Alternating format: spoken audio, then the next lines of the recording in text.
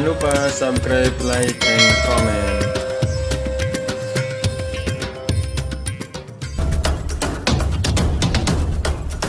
Assalamualaikum warahmatullahi wabarakatuh. Bertemu kembali dengan Mahabit Channel di channel pendidikan dan hiburan.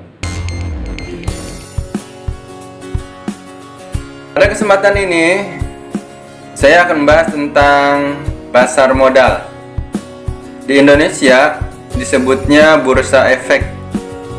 Dalam istilah internasional disebut stock exchange. Pengertian pasar modal: tempat bertemunya antara penjual dan pembeli untuk berjual beli modal.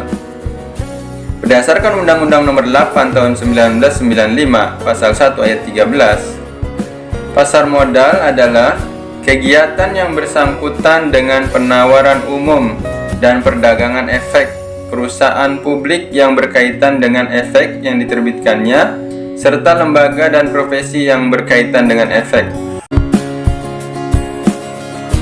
Pengertian efek menurut Undang-Undang Nomor 8 Tahun 1995 Pasal 1 Ayat 5, efek adalah surat berharga, yaitu surat pengakuan utang, surat berharga komersial, saham, obligasi, tanda bukti utang, dan setiap derivatif dari efek.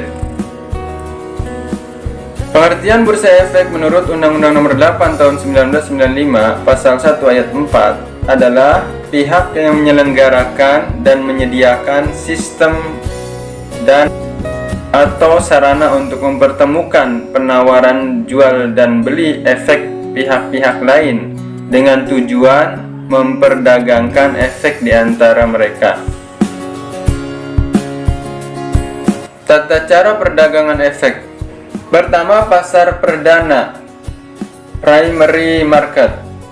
Efek pertama kali ditawarkan pada investor oleh pihak penjamin emisi efek melalui perantara pedagang efek atau broker-dealer yang bertindak sebagai agen penjual efek. Proses ini disebut penawaran umum perdana, Initial Public Offering, atau disingkat IPO. 2. Pasar sekunder, secondary market, yaitu pasar yang memperdagangkan efek yang sudah tercatat di bursa efek dan sudah berakhir di pasar perdana. Ketiga, bursa paralel, yaitu alternatif bagi perusahaan yang go public untuk memperjualbelikan efeknya, diselenggarakan oleh Bursa Paralel Indonesia atau BPI dan dikelola oleh Persatuan Perdagangan Uang dan Efek PPUE. Fungsi pasar modal. Yang pertama, fungsi ekonomi, yaitu menyediakan fasilitas yang mempertemukan pihak yang berkepentingan, investor dan pengusaha. Yang kedua, memfasilitasi secara langsung bagi para investor dalam meraih keuntungan. Yang ketiga, memfasilitasi para pengusaha dan perusahaan publik untuk menambah modal untuk menstabilkan tingkat likuiditas perusahaan. Yang keempat, memfasilitasi upaya berbagai perusahaan guna meningkatkan kemampuan keuangan perusahaan untuk melakukan ekspansi usahanya. Fungsi keuangan. Pertama, sebagai sarana penambah modal usaha. Kedua, sebagai sarana pemerataan pendapatan atau dividen. Ketiga, sebagai sarana peningkatan kapasitas produksi. Keempat, untuk menciptakan lapangan kerja.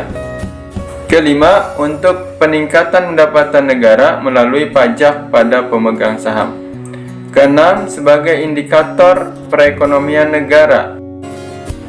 Aktivitas dan volume penjualan atau pembelian di pasar modal meningkat, memberi indikasi bisnis semakin maju.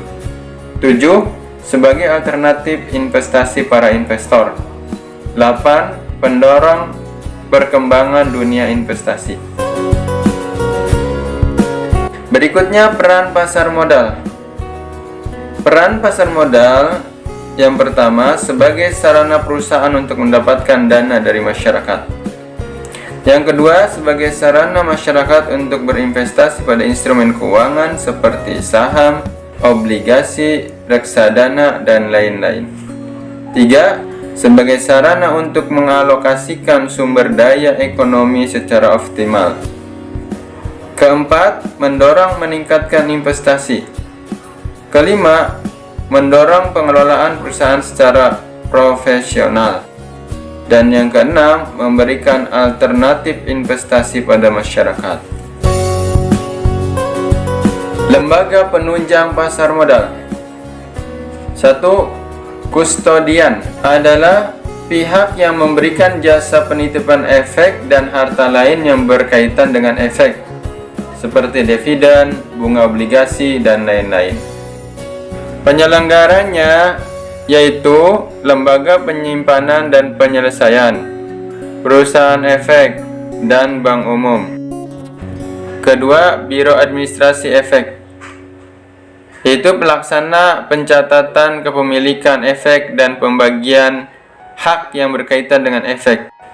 Penyelenggaranya yaitu perusahaan yang diberikan izin oleh OJK. 3. Wali amanat, yaitu mewakili kepentingan pemegang efek yang bersifat utang. Penyelenggaranya bank umum. Kita masuk pada instrumen atau produk pasar modal. Pertama, saham, yaitu surat tanda kepemilikan perusahaan.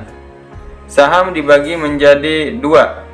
Pertama, saham biasa atau common stock, yaitu saham yang memiliki hak suara dalam RUPS atau Rapat Umum Pemegang Saham, diantaranya dalam memilih direksi atau membuat kebijakan lain. 2. Besarnya dividen berdasarkan kepemilikan saham. Yang kedua, saham istimewa, preferred stock, yaitu saham yang tidak memiliki hak suara dalam Rapat Umum Pemegang Saham atau RUPS. Besarnya dividen tetap seperti bunga obligasi. Jika perusahaan bangkrut atau dilikuidasi, maka pemegang saham istimewa ini berhak menerima pembayaran maksimal sesuai dengan nominal sahamnya. Jangka waktu kepemilikan tidak terbatas, tapi perusahaan berhak membeli kembali saham istimewa. Berikutnya, obligasi, yaitu surat bukti hutang yang bisa diperdagangkan. Penghasilannya berupa bunga obligasi. Selain obligasi konvensional, ada juga obligasi syariah atau sukuk. Yang berikutnya, surat berharga lainnya seperti option, yaitu pernyataan yang dikeluarkan oleh seseorang atau lembaga yang memberikan hak kepada pemegangnya untuk membeli atau menjual sahamnya. Waran, yaitu surat berharga yang dikeluarkan oleh perusahaan yang memberikan hak pada pemegangnya untuk membeli saham perusahaan pada waktu dan harga yang telah ditentukan. Right, yaitu surat berharga yang diterbitkan oleh perusahaan yang memberikan hak pada pemegangnya untuk membeli tambahan saham pada penerbitan saham baru. Berikut contoh trading saham. Nah, yang ada tanda panahnya ini adalah Jakarta Common Index atau indeks harga saham di Bursa Efek Jakarta. Kalau hijau berarti dia naik dibandingkan dengan hari kemarin. Kemudian ini waktunya, waktu real time, yaitu waktu terjadinya perdagangan atau trading. Ini bisa per detik berubahnya. Kodenya ini kode perusahaan. Kode perusahaan WSKT itu adalah Waskita, perusahaan Waskita Konstruksi ya. Jadi ini bisa berubah kalau Adikarya, dan ini price adalah harga saat ini. Ketika merah berarti dia harganya turun. Poinnya di situ ditunjukkan berapa poin turunnya. Price itu harganya merah berturun. Nah, ini Change adalah perubahan harga. Perubahan harganya kalau merah berarti turun dari hari kemarin. Demikianlah pembahasan kita kali ini. Semoga bermanfaat. Assalamualaikum warahmatullahi wabarakatuh.